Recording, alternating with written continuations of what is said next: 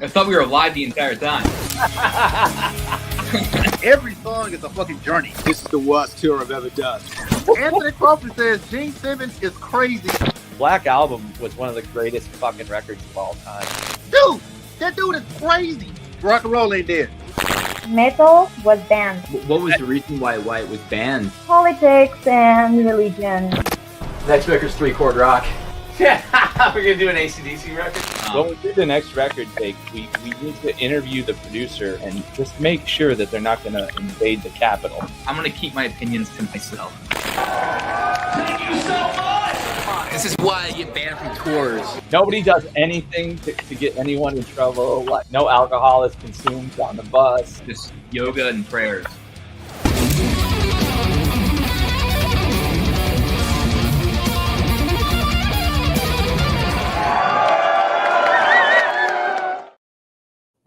Welcome. We have Mr. Travis Wills here from Crimson Glory. How Hey are there.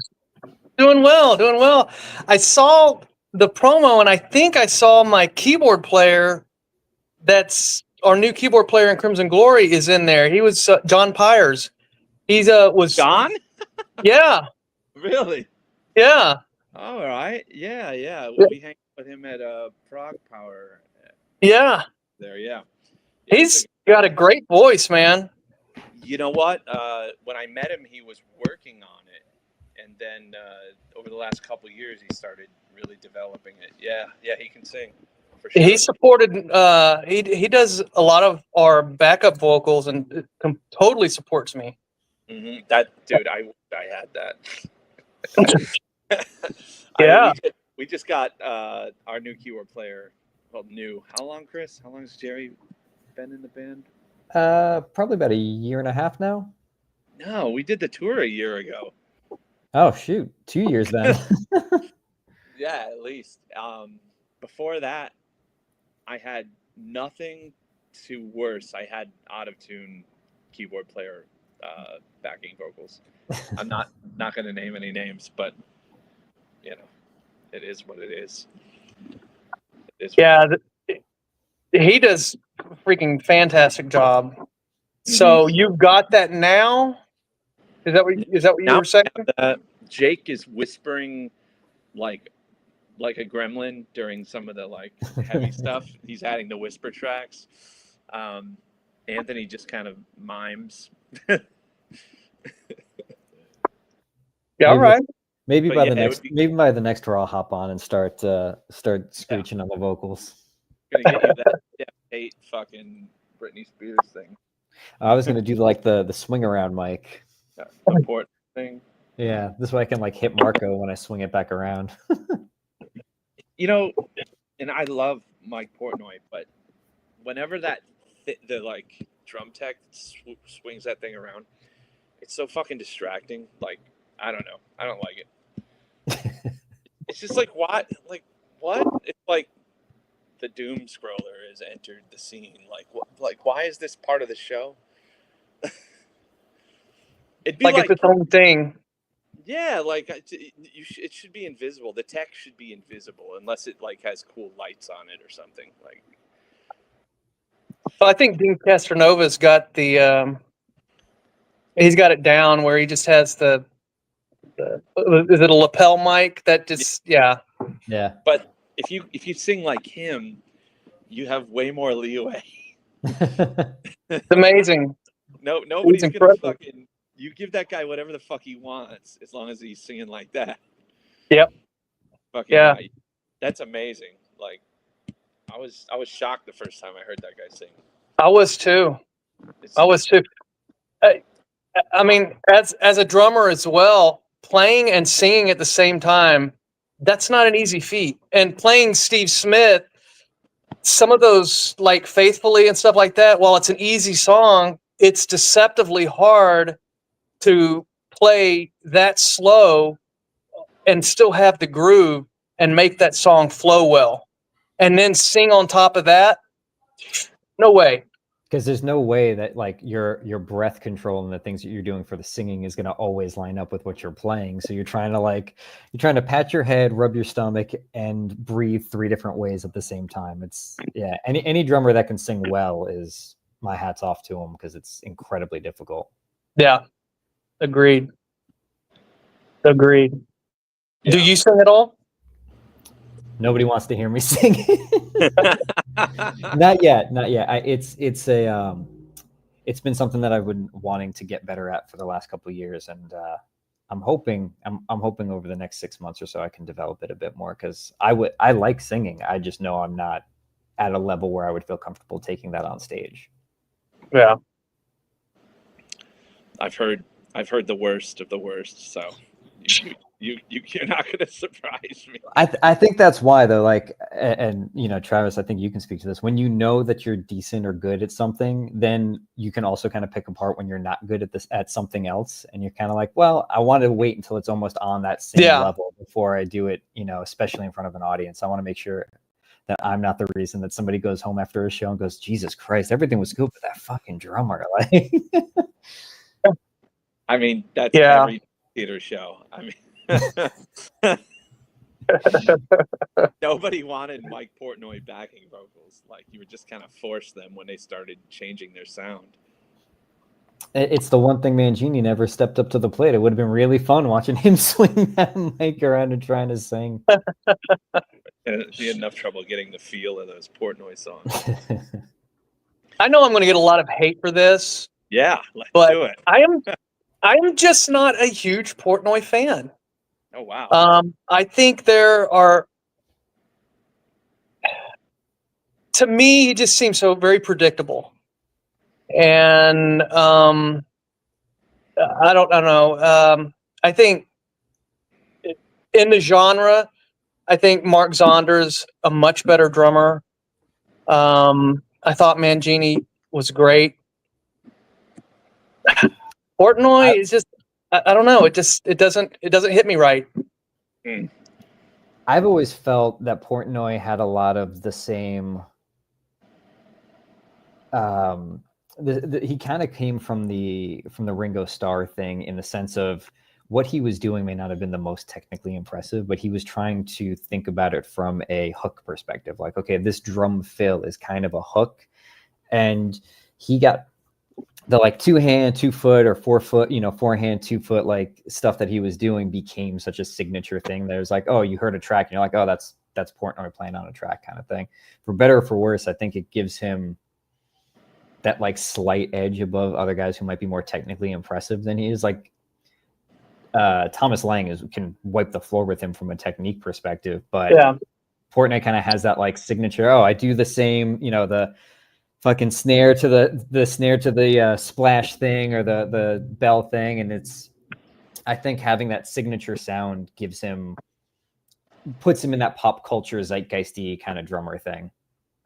It's just that just not impressive, because we can all do that. Yeah, you know. Yeah, but it's the writing too. Like, those early Dream Theater records are pretty fucking, like, when I hear, I don't want to say names because then we won't get that tour, but there are other bands, and like you said, it's kind of like Yngwie is technically better than some of the other guys, but like, who's like composing music that you want to fucking listen to? And I mean, I guess that's subjective, but you know, we all know there's a reason why Metallica became Metallica. Like, if they had some, you know, like Dave Lombardo, fucking crazy drummer doing all this crazy technical shit, they would not be as big as they are, because Lars had a huge impact on the songwriting, arranging, like all those aspects that make it so like you could actually sing those Metallica songs instead of just like going, what the fuck was that? Like, when the drummer's, you know, blinding past you. Yeah, I think especially in metal, it's a tricky line to walk between, or prog, you know, it's kind of a tricky line to walk, going between technically impressive, because, you know, a lot of the listenership are musicians, so they want something that, like, maybe not necessarily they never heard before, but something that's like, oh, that's very intricate or really cool, and also having some pop leanings in the way of making those parts memorable. But Joseph, I think you're dead on that. Portnoy is kind of like one of those glue guys. What he's bringing to the band is even bigger than whatever he's actually playing, because he's adding to the production side. He's adding to the songwriting side. He was obsessed with all the live shit for all those years, like making sure that like there's bootlegs and all that, you know, all that stuff. I think that endears him to the community as well, beyond just like, you know, because Travis, you're right. Like I was 14 years old and I can rip through the Dream Theater records. Like it's not the most impressive shit in the world, but some of those stupid little, they just become like an earworm, and you're like, oh, that's, even though it's super easy, it's memorable. Yeah, I don't know. For me, I've always been really drawn to complexity, and that's what grinds my it makes my wheels start turning.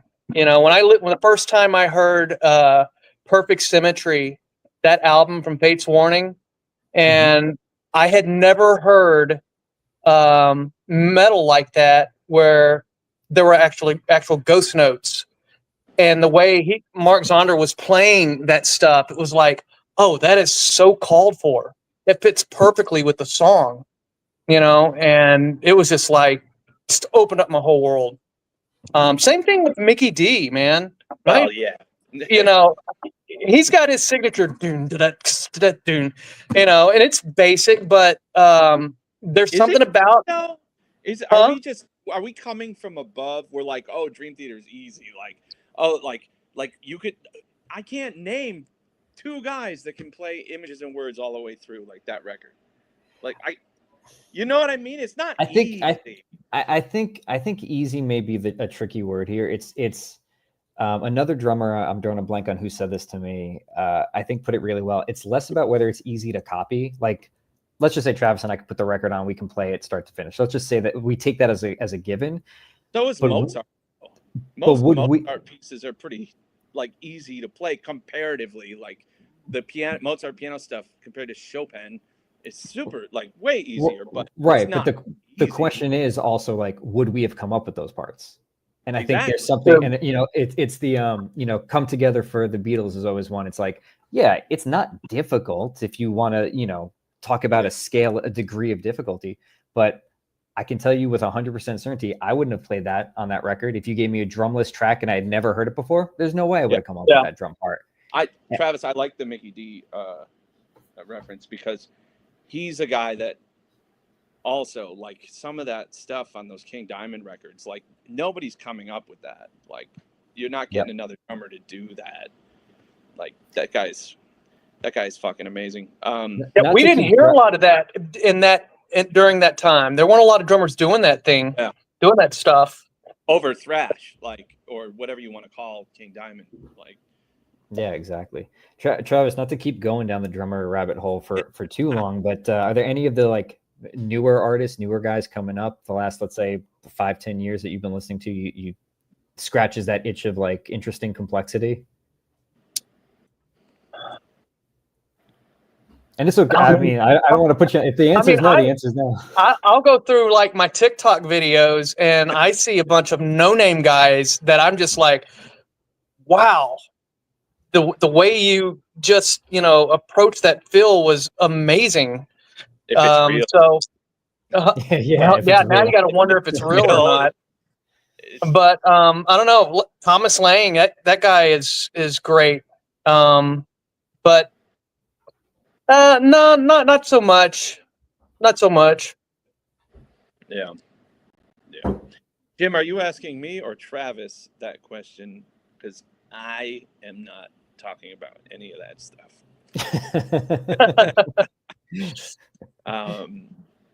Easy to play equals bad. Yeah. Good Lord. I feel like that exclamation point is supposed to be does not equal bad. Awesome, I think, but you know. Yeah, I don't know.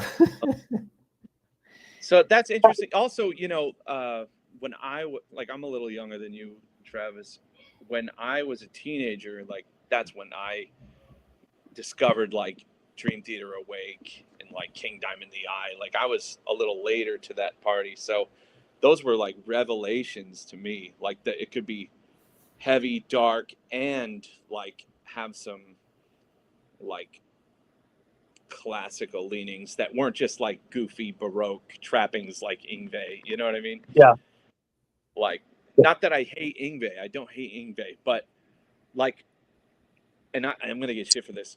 Yngwie is classical music, like Nightwish is symphonic. Okay, like you can't take one piece of music and then rip some songs and arpeggios and be like, this is like classically influenced. It's like, no, like, and there's nothing symphonic about symphonic metal. Like it's like parallel voicings and like, you know, there's no counterpoint. It's So when you say that, what do you mean by that? Because when I listen to Nightwish, I'm like, okay, that's a symphonic metal band. We've got, operatic vocals. We got a lot of synths, imitating strings and such. And Tumas, that guy, he's amazing at how he orchestrates his part. So what is it that you're saying? the composition is not. It has nothing to do with symphonic music. Like, just because they use some fake violin sounds and the girl is pretending to be a soprano or an alto, like, it's not there. There's no fucking operatic vocals in symphonies, by the way. Like, if you want to call it like quasi operatic metal, like, that might be more fitting, but then we can go into that complexity argument again. But if you've got parallel fifths in the guitars playing like, 1-6-7 in a minor key, like with just parallel thirds like in the strings over it, and maybe once in a while there's a bass that does some contrary motion, like, that's not symphonic music. It's not. It's fake. It's Fugazi. Like, I mean, I'm not saying it's not good. I'm just saying no, yeah. I hate that moniker. It has nothing to do with anything symphonic. I feel you. I do think we see that a lot in kind of like the overarching main genre of metal, where it's like somebody just kind of touches on another genre and it becomes part of the name. Like when a bunch of prog guys were throwing in jazz chords a bunch of years, like maybe 5-10 years ago, and it was like, oh, this is like jazz fusion metal. It's like, just because they're playing some weird suspended chord doesn't mean that they're coming from the tradition of like Count Basie and things like that. And it's hard. I think part of that is just easy to use these more common terms as touch points, because like this isn't meant to denigrate like the average listener, but like how many people who listen to any genre, forget just sticking with metal, like it could be pop, it could be rock, who are also at the same time experts at classical music or experts at symphonic music or jazz, to have the language to like sophisticatedly articulate like, oh yeah, this is like Giant Steps or whatever, pick your jazz record that you want to reference. There aren't that many musicians that can speak on that level, let alone like non-musicians. So I think it's just born out of convenience, if I'm being honest. It's marketing. Yeah. But it's fun for us to argue about. It is. Yeah. What else are you going to talk about? You mentioned Fate's Warning. I never really got into Fate's Warning. Is Ray, is he one of your favorite vocalists? Like, what are your favorite vocalists that inspired you? Well, growing up, like we've discussed, I was a drummer, and my best friend Alan was in this band, this progressive metal band called Regime, and he sends me a message one day, and he's like, "No, I'm sorry, he didn't send me a message because we always have beepers back then." So he calls me. He's like, "Check this out." They had just gone to the studio and they found this singer, and I'm listening. And I'm like, "Who's that singer?" And he's like, "Oh, that's David Bonilla. I've never heard of him." And so then he comes over the next day, brings a cassette, and that's what listening to that guy sing made me want to start singing. And I was like, because I had never heard anyone sing like that before. The way he threw his vibrata, the way he wrote his melodies, and it was just like, wow. And he's just this no taller than me. And from that point on, I started singing, and I was probably around like 17 or 18 years old. And then I got into Steve Perry. That's probably my favorite singer. Steve Perry, Ann Wilson. Definitely my favorite female singer. Love Kelly Carpenter. He's a killer singer. What about you? From that era, I mean, I love Steve Perry. I like Brad Delp from that era a lot. Oh yeah, huge Boston fan. Like I said, I kind of came into it when I started listening to like Skid Row, like Slave to the Grind, Dream Theater Awake. I liked LeBry's vocals on those early records. Yeah. I mean, I like, people may or may not know this, but Bon Jovi can actually sing. Like, if you listen to some of those beat cuts, like, you know, like the stuff that you don't hear on the radio all the time, you're like, damn, right. He's like really reaching in there, you know, like the stuff on these days. I love his voice and his songwriting. Yeah. I mean, Richie too. Richie's fucking fantastic. Steven Tyler early on, like 90s Steven Tyler, like Get a Grip, where he was just out of control, like lunatic. Those songs were great though, man. Those songs were fucking amazing, and he was they were like coming off drugs and super fit, and like that was my first rock show, was 92 Get a Grip tour, and he fucking comes out the first song, does this like fucking forward flip, like, and then backflips, and then hits the high note. And I was like, what the fuck did I just see? It was crazy. Like, that guy's out of his mind. I like the guy Milo from Steelheart. Oh yeah. Stuff. I always talk about Colm Wilkinson. I don't know if you know who that is. Who's that? Colm Wilkinson. He was the original Jean Valjean in Les Mis. It escapes me. He was the original Phantom of the Opera in the Toronto cast. He was Judas in Jesus Christ Superstar.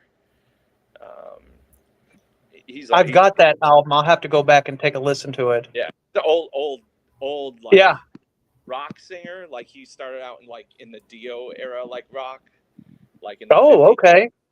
Yeah, he was in Dublin, and then he came and started doing theater and like co-writing with like Weber and all those guys, and like sick fucking head voice. Like, just, he can carry that through like with no break, like all the way up. Like, it's insane. He was the guy that originated the role of Dr. Jekyll and Mr. Hyde. Like, this is the moment, huge high notes, like just hanging over. That's so right. What year was this? You played a video of that for me when we were on the road. Did. Yeah. I was fucking drunk too, but because I saw the Sebastian Bach version of that show. Oh, yeah, he didn't really. No, I like Sebastian, but he did not do it justice. Something went weird with his voice after it was Slave to the Grind. Then what was the album after that with Eileen? Yeah, I loved that album, by the way. But after that album, something went weird with his voice, and it got real nasally, and it's never been the same since. Yeah, no,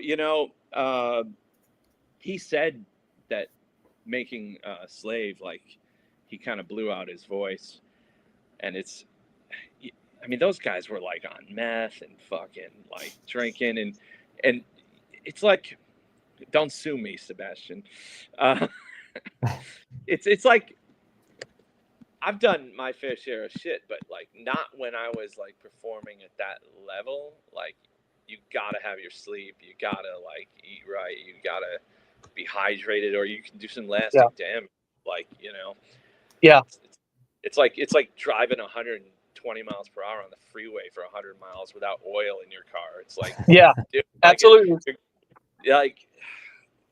And yeah, like because you can hear him, like if you know his work, like from those first 2 records, and then you hear even on Subhuman, he started it. It's when he started doing that where he's compensating when he gets up there. He doesn't go like full voice. Like it's like something happened in there. Yeah, you're totally right. And he was Because never really like a technician. Like I mean, I don't know. I don't think so. I don't think he knows what's going on in there. Like he definitely busted his ass to build that machine that he had, but like I don't think he really, gave it too much thought. right. He had such a strong vibrato and tonal presence, man, on Slave to the Grind. Just untouchable. It's got to be one of the best performances on a rock metal record of all time. Yeah. Like he deserves to be in that conversation just for that record alone. And I mean the vote, like the highlight reel of the first record, like the stuff on I Remember You, and it's just like, what the fuck, dude? Like that's like listening to Itzhak Perlman play fucking violin. Like it's the peak of male tenor vocals. Yeah. Unreal. Handshake. Totally. So I have a question for the two of you as vocalists. Have you seen? Did you see any of the video of Axl Rose from that Ozzy Osbourne show? No. Nuh-uh. So we can talk about this later then. But if you guys get a chance, try and watch like a 30-second YouTube clip. I've seen other videos. He almost sounds like Mickey Mouse. Oh, okay, yeah. so I'll tell you what I think's going on with his voice is he's carrying too much chest. Now, I may be wrong.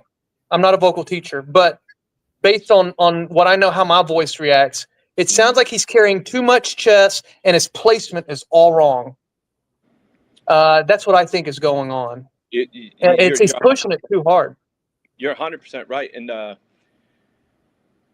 don't think it's his pushing it too hard. Like a lot of these guys from the 80s get these vocal teachers and they teach them how to preserve their voice instead of actually producing the sound that made them who they are. Like you'll hear them just give up and go into falsetto instead of trying to mix. You'll hear them like instead of trying to actually carry their chest voice up, like when they're belting, they'll just go into like falsetto or head voice. And that's what you're hearing. That Mickey Mouse voice is just someone that's afraid to hurt their voice, and they had a teacher tell them not to strain, and that's the result. And it happens with Slaughter, Dokken, Axl. I mean, there's a bunch of guys, but yeah, like they all have the same. Tom Kiefer for a while before he started getting his voice back. Like, I don't want to name names, but these teachers, but I have disdain for them. It's like not everything's supposed to last forever because it can't. Like you're doing damage doing some of these voices. Like it's like you can't play football for 20 years and think your knees aren't gonna fucking give out. And the solution isn't to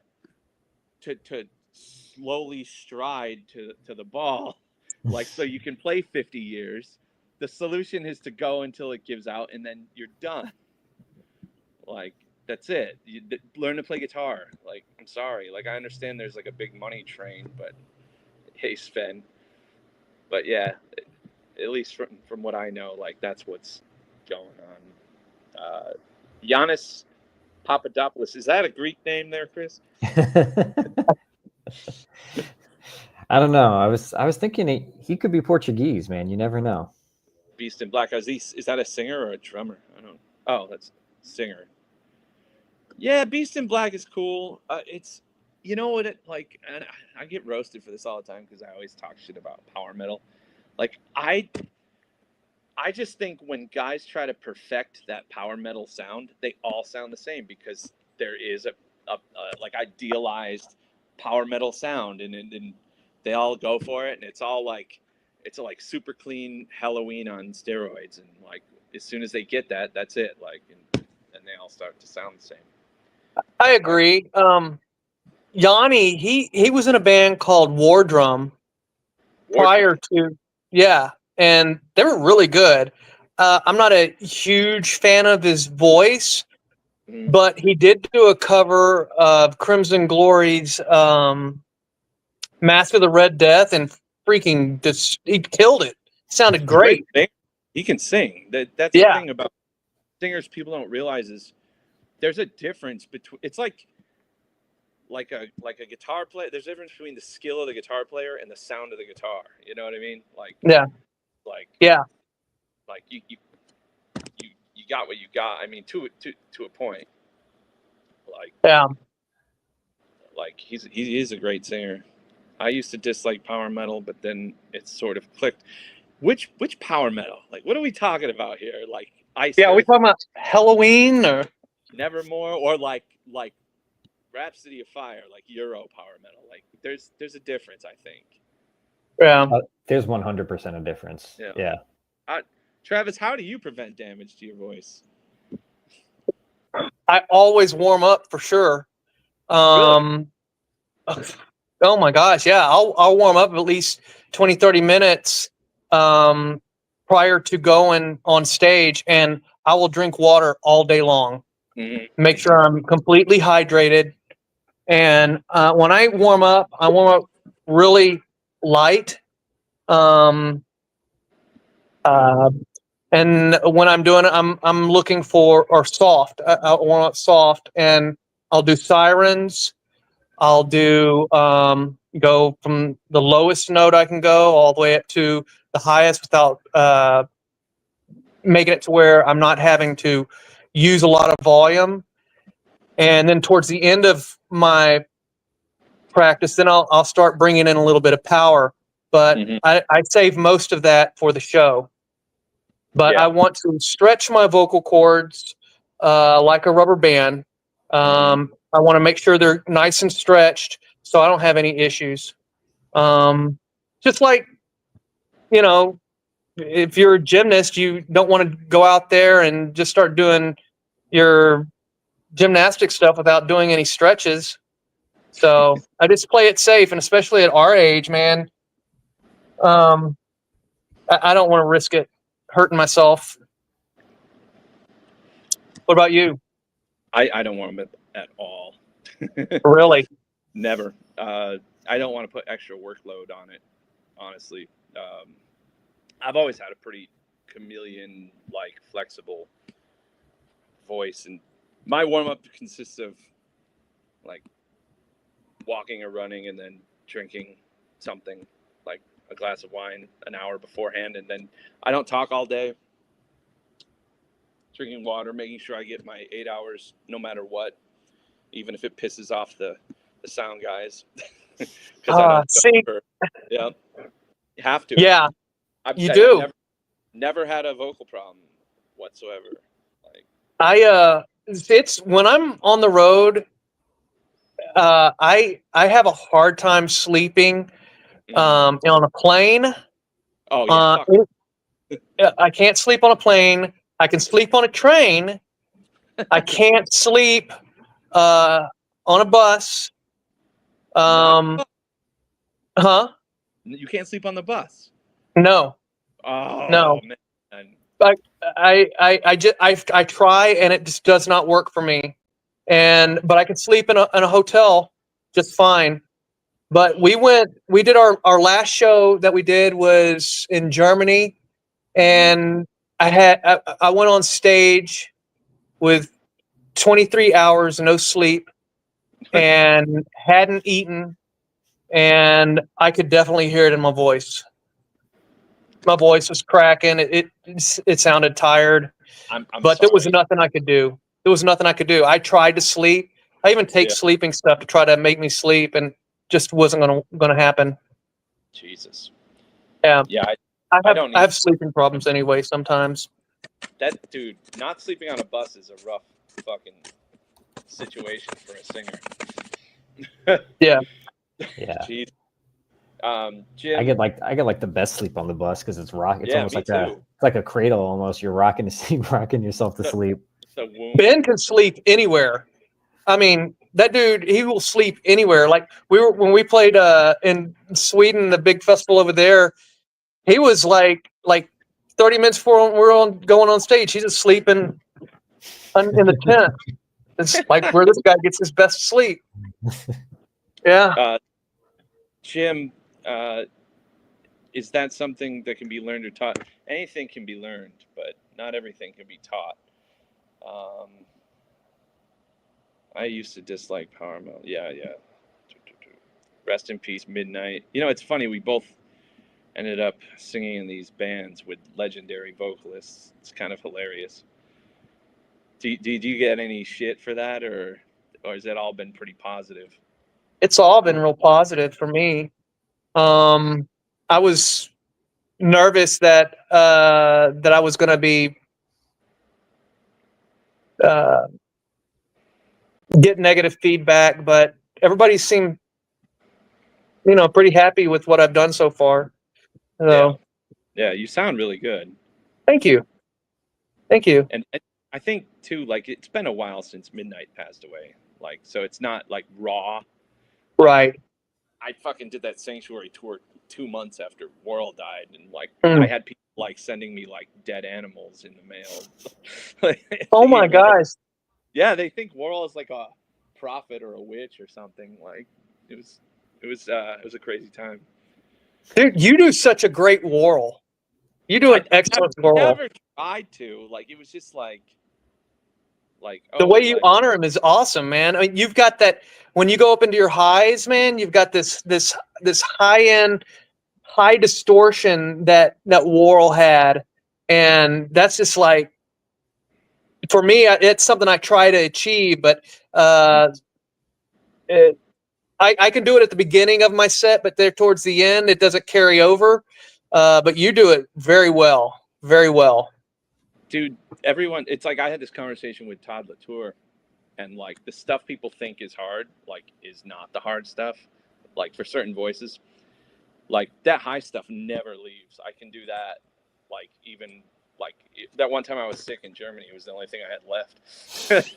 Yeah. You know, like the chest voice goes first, the middle chest, like the low stays, the middle chest goes where the resonance is, like the those upper mids, like that goes away. Falsetto and all that stays pretty much consistent. But yeah, like I don't know. Like I said, I'm like a chameleon. I just kind of like they asked me to do that, and I had never sung those songs in my life, and I just like, oh, okay, like I hear what's going on here, and I think the only thing that makes it work for me is that Worrell was a weird guy and I'm a weird guy, and I kind of like could understand like what he was going for and like where he was coming from. It kind of like clicked for me, like, and, you know, like birds of a feather, I guess, right? Does milk affect the voice like the legend says? You know, I have a take on this, and everyone thinks I'm crazy, but as far as my knowledge of human anatomy goes, liquids aren't supposed to touch your larynx. Like they don't go down there. That's when you aspirate. Like Exactly. So where is this mucus coming from? Like it's not Well, I like think the milk fat sitting on your larynx. Like what? it probably activates within the body somehow, and causes that. I never found it. I'm not sure.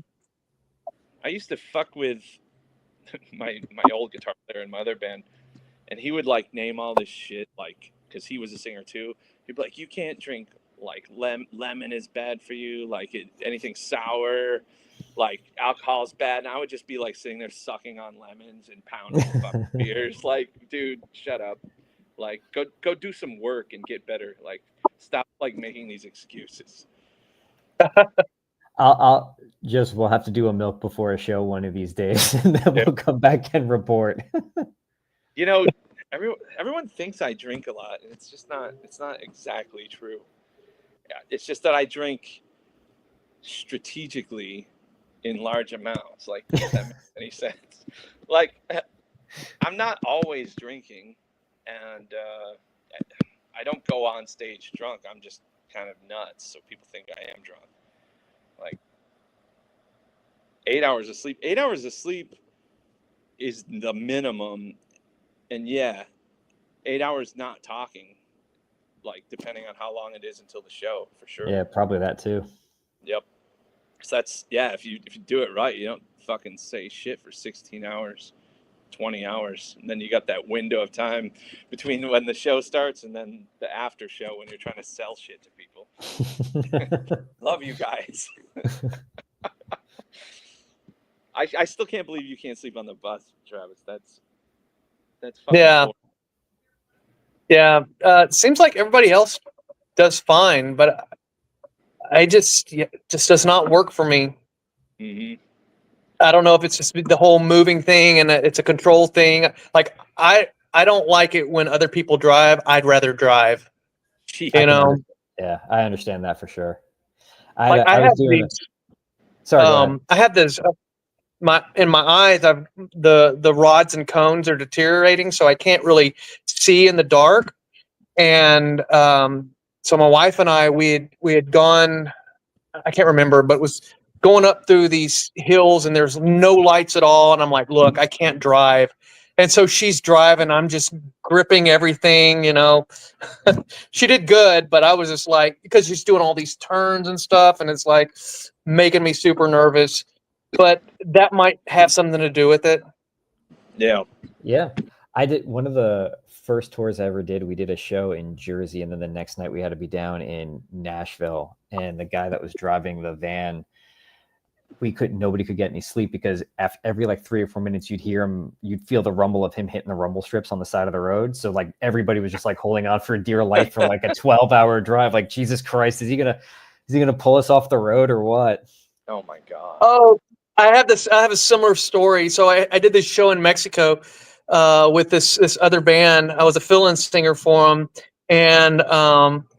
and we had to drive up the side of this mountain we were playing on top of a volcano, and we had to drive up the side of this mountain, and the driver's just busy, just texting and stuff. And I'm, just freaking out inside, like, stop. Yeah. It makes me really nervous. So I can imagine. Playing a show on top of a volcano sounds like something out of Metalocalypse. Yeah. It wasn't alive. It wasn't live. But that's not how you tell that story, though, man. It's alive. This podcast proves it, guys. It was a live volcano. Throat coat doesn't do anything. In fact, I'm completely convinced it's the same as like when I have my one drink of wine. It's the placebo effect. Anything that makes you confident is going to help your singing. It's just like it's a mental game just as much as it is a physical game. Like I remember I wasn't able to really like execute like on songs until I got over that mental hump, like worrying about the high notes, worrying about this, is my voice gonna crack? Like as soon as like I didn't have those worries anymore, like everything else kind of like fixed itself, Yeah. I never get nervous for playing shows. I got it out of my system back in like 2017. I was singing in a foreigner tribute band, and we had sold out House of Blues, and I peeked across the corner and I saw all these people, and I was like, I almost immediately threw up. That was the last time I ever got nervous. Wow. Never been nervous since. Yeah, good times. The first show I ever played, I wasn't singing, I was playing guitar. I had this Randy Rhoads copy, and we had rented out like an old community center, like like a theater, like where you put on plays and shit. Blacked out all the windows, like had lights, like park hands, fucking staircase. Like it was like it was like an Ozzy Osbourne set, right? I fucking loaded my front pickup with smoke bombs, but I did not drill out an exit for the smoke. But a huge engineering flaw. So, because I just watched an interview with Ace where he talked about it. He didn't mention no fucking like exit. So I lit this thing. This is what my point is. I have never been nervous because my first show ever, the thing like it started smoking. My guitar caught fire. All the strings broke, and I passed out from the fumes. I woke up to my drummer standing over, kicking me, and all the crowd like screaming my name. Like it was pretty. That's so, yeah, hilarious. I never had a chance to get like nervous after. I was like, what else could happen? I love that. Is there video of that? Oh, absolutely not. It's like 1995. There might be a VHS at my cousin's. That's a Spinal Tap moment there, man. Yeah. Oh, there are more, but that was the first That's the one. cocoon not opening up. Dude, I just remember like, fuck yes, like we made it, and like the fucking it looked so cool until like the smoke just would not stop, and then the string broke from the heat. It's hilarious, man. That's incredible. Yeah, and we opened with Cemetery Gates, so I'm like trying to play the clean part, and this fucking thing. Ironic. And then you died on stage. Jeez. Yeah, Yeah. they thought I was faking. They were like kicking me. Like, poking you with a stick. Quick, grab a stick and poke him. He's not dead yet. Jesus Christ. Well, let's get these final questions in. Anyone have questions for Travis? While we wait for the questions, mine was my first jazz band gig. I was woefully unprepared and I bombed it. It was easily the worst show that I've ever played. And just having the horn players just constantly shooting daggers at me for like 40 minutes. I walked off. I was like, well, no matter how bad it goes from here on out, it literally can't be worse. It was, I wake up with nightmares from that damn show. That when you said that, it reminded me of a contest that I did back, I don't know, when I was like 20. It was a drum off, and I had my whole thing lined out, and I went to play, and about 30 seconds within like my drum solo, the stool breaks and I fall off. Oh my god. Oh my god. And then I was like, okay, I'm done. And I just packed my stuff and left. It was so embarrassing. That's absolutely the right response too. It's just like you fell on your ass and you're like, you know what? I'm good. I'm walking. Yeah. Yeah. Had my friends there and stuff. Good. Oh man. Where was that? That was in Houston. Was that at like a GC or a local store? It was at a club. They were doing it at one of the venues down there in Houston. I don't even remember what the prize was, but I don't think it was a GC drum off. It was another drum off of some sort that they had going. The prize was the throne you were sitting on. That was the prize. Yeah. Surprise. Oh my god. Good lord. All right, let's get these final questions in. Yes. YouTube people are watching. Yeah, Facebook is fucking weird, man. Like for the longest time, that algorithm's been messed up.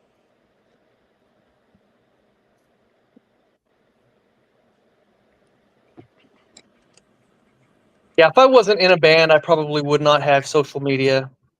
No. Absolutely same. not. Absolutely. At least not with my name on it. Like I might like peep some people here and there, but I definitely wouldn't be reading comments or interacting with people. Yeah. Right. No way. Let's see. I'm sorry to ask, but Travis was the singer of the Millennium Reign. Is that true? Yeah. I did an You had an M Rain band too. I had a band called Midnight Rain. That's funny. Yeah, they're a Christian band here in the DFW area, and I did an album with them, and that was actually the band I went to Mexico with that played on that volcano. Oh God. Yeah. Break the Tide was the single. I love everything about that. That makes the volcano story 10 times better. Yeah, right. What is this Christian band doing on top of this volcano? This is very Cartman-esque. Yeah. Let's see here. Mad Rick. Do you know Mad Rick? Don't. He knows you. Thanks, Mad Rick. Thank you, Madrick. I don't know. Maybe that's to you, because you do have an awesome voice. Good Lord. You know, let's just leave those comments to the who knows who they're talking about. Oh, Mad Rick is from Portugal. That's lovely. You knew his band Millennium Reign and you're in Portugal. Was this like a significant band, Travis? Yeah, they're signed on Ulterium, and we've played Switzerland. We've played, or they've played a little, couple of festivals out of the country. Actually, sometimes when we do autograph sessions in like Greece or whatever with CG, I'll have people bring Millennial Reign or Infidel Rising CDs for me to sign. That's cool. Yeah. Hopefully they don't get annoyed. Lenny loves it when people bring Witherfall CDs to Sanctuary shows. James, you moved over here from Facebook. Well, thank you, but I think we have to go now. It's 4, and I have to give my cat his medication. The Rumpus is sick. This is the only announcement I'm going to make in public about it. So, I'm sorry. yeah, he's probably in there waiting by the door for me right now. But Travis, thank you for coming on. This was enlightening, fun, and we didn't make fun of any like specific bands too terribly. So, I think... Yes, thanks for having me on, man. It was fun. We need to do it again. We have to do a show together at some point. And, I agree. I'll listen to you one up when I drink my wine. And yeah, I'm gonna check out "Break the Tide" as soon as we get off. I want to hear the tune now. Yeah, I'm gonna picture you singing it on a volcano. Yeah. All right, ladies and gentlemen. Thank you, Travis. I will circle back soon. All right. Thank you very much. You guys have a good evening. You too, Travis. Nice meeting you, man. You too. Sometimes the world no longer needs a hero. Sometimes what it needs is a monster.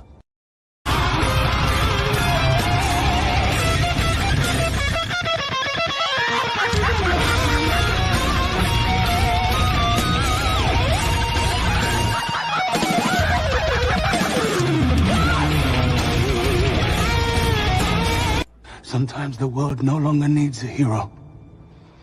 Sometimes what it needs is a monster.